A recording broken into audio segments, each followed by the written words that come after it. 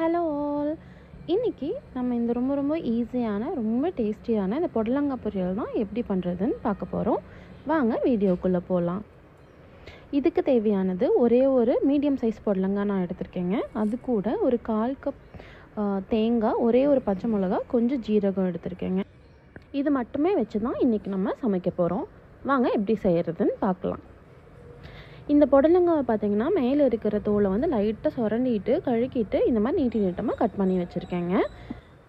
அது கூட நம்ம இந்த எடுத்து வச்சுருக்கோம் இல்லையா, தேங்காய், பச்சை மிளகா, சீரகம், இது 3ஐயும் போட்டு குறைன்னு அரைச்சி வச்சுக்கலாம். நான் வந்து ஒரே ஒரு பச்சை மிளகா தான் போட்டிருக்கேன். ஏன்னா 1.5 வயசு பாப்பாலேருந்து எல்லாருமே இதே தான் சாப்பிடுவோம். அவங்க ஸ்நாக்ஸ் மாதிரி அப்பப்போ பொரியல் சாப்பிடுவாங்க. அதனால் நான் வந்து ஒரே ஒரு பச்சை மிளகா போட்டிருக்கேன். நீங்கள் உங்கள் காரத்துக்கு ஏற்ற மாதிரி எவ்வளோ வேணுமோ போட்டுக்கலாம். இப்போ இதை அரைச்சி எடுத்து வச்சுக்கலாம். இந்த சிம்பிளாக செய்கிற பொரியலுக்கு எந்த தாளிப்புமே நம்ம கொடுக்க போகிறது கிடையாது. ஆனால் அவ்வளோ டேஸ்ட்டாக இருக்குங்க இதே மாதிரி நீங்கள் பண்ணிங்கன்னா.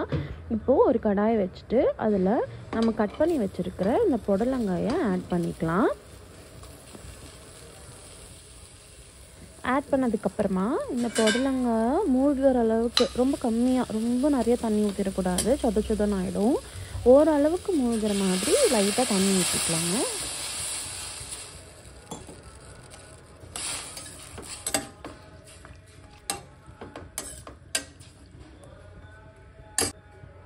இப்போது இதில் நம்ம தேவையான அளவு உப்பு சேர்த்திக்கலாங்க. நான் வந்து சும்மா கொஞ்சமாக சேர்த்துருக்கேன். நீங்கள் செய்கிற அளவுக்கு ஏற்ற மாதிரி உப்பு ஆட் பண்ணிக்கோங்க. இப்போ இது கூடவே ஒரே ஒரு பிஞ்ச் மஞ்சள்தூள் மட்டும் நான் ஆட் பண்ணிக்கிறேன். ரொம்ப நிறைய ஆட் பண்ணிங்கனாலும் இந்த கலரும் ஒரு மாதிரி நல்லா இருக்காது, டேஸ்ட்டும் நல்லா இருக்காது. அதனால் ஒரே ஒரு பிஞ்ச் மஞ்சள்தூள் மட்டும் ஆட் பண்ணிக்கோங்க. காயெல்லாம் கொஞ்சம் கடுக்கடுன்னு வேக வச்சாலே நல்லா தான் இருக்கும். ஆனால் பாப்பா சாப்பிட்றனால நான் வந்து ஃபுல்லாக மசிகிற அளவுக்கு வேக வச்சுக்கிறேங்க. இப்போ பார்த்திங்கன்னா நல்லா வெந்து தண்ணியெல்லாம் சுண்டி வரட்டும். நல்லா கம்ப்ளீட்டாக குக் ஆயிடுச்சு. இது கூட நான் வந்து ஒரே ஒரு டீஸ்பூன் கோகனட் ஆயில் ஆட் பண்ணிக்கிறேன், தேங்காய் எண்ணெய். ஆக்சுவலி இதுக்கு ஆயிலே தேவையில்லைங்க, அவ்வளோ டேஸ்ட்டாக இருக்கும்.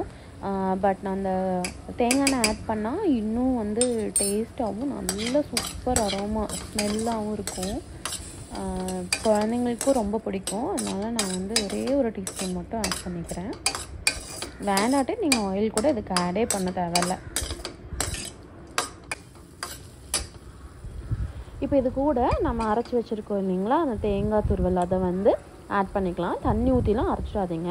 நான் சொன்ன மாதிரி தேங்காய் ரொம்ப போட்டாலும் அது நல்லா இருக்காது. 1/4 மூடி தேங்காய்க்கும் கம்மியாக, இப்போ குட்டி தேங்காய்ங்கிறனால நான் 1/4 மூடி தேங்காய் எடுத்திருக்கேன். கொஞ்சம் பெரிய சைஸ் தேங்காய் இல்லை மீடியம் சைஸ் தேங்காய்னா நீங்கள் 1/4 மூடிக்கும் கம்மியாக எடுத்தாலே இதில் போதுமானது, ஒரு ஃபுல் புடலங்காய்க்கு. அதை ஆட் பண்ணிவிட்டு கொஞ்சம் வதக்கி விட்டுருங்க. அவ்வளோதான், கொஞ்சம் லைட்டாக வதக்கினாலே போதும். நல்ல டேஸ்ட்டே, நல்ல ஸ்மெல்லே உங்களுக்கு தெரியும். கம்மன்னு வீடே ஃபுல்லாக ஸ்மெல் அடிக்கும். அந்த கோகனட் ஆயிலும் தேங்காய் துருவலும் புடலங்காய் நல்லா வெந்ததுக்கப்புறம் இதை ஆட் பண்ணும்போது சூப்பராக அப்படி வீடே மணக்கிற மாதிரி இருக்கும்.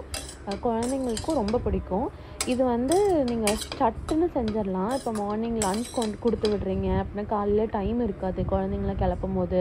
அந்த மாதிரி டைம்லலாம் இப்படி டக்குன்னு நீங்கள் செஞ்சு கொடுத்துட்டிங்கன்னா உங்களுக்கும் வேலை ஈஸியாக இருக்கும். காயும் ரொம்ப விரும்பி சாப்பிடுவாங்க குழந்தைங்க. கண்டிப்பாக ட்ரை பண்ணி பாருங்கள். இது கூட நல்லா சூடாக சாப்பாடு எடுத்துகிட்டு, இன்றைக்கி வந்து கிளைமேட்டும் வந்து ரொம்ப ரெய்னியாக இருக்கிறனால நான் வந்து ரசம் தான் செஞ்சேன். எல்லாத்துக்கும் சளியாக இருக்குது அப்படிங்கிறனால ஒரு சிம்பிள் ரசம். அந்த சிம்பிள் ரசத்துக்கு கூட நம்ம செஞ்சு வச்சுருக்கிற இந்த புடலங்காய் பொரியலை வந்துட்டு வச்சு சாப்பிட்டா அவ்வளோ டேஸ்ட்டாக இருக்கும். கண்டிப்பாக ட்ரை பண்ணி பாருங்கள். கொஞ்சோண்டு சாப்பாடு, கொஞ்சம் ரசம், நிறைய பொரியல், அப்படி வச்சு தான் நான் சாப்பிட்றேன். நீங்களும் இதே மாதிரி ட்ரை பண்ணிவிட்டு எப்படி இருக்குது அப்படின்னு சொல்லிட்டு கமெண்ட்டில் சொல்லுங்கள். பாய் பாய்.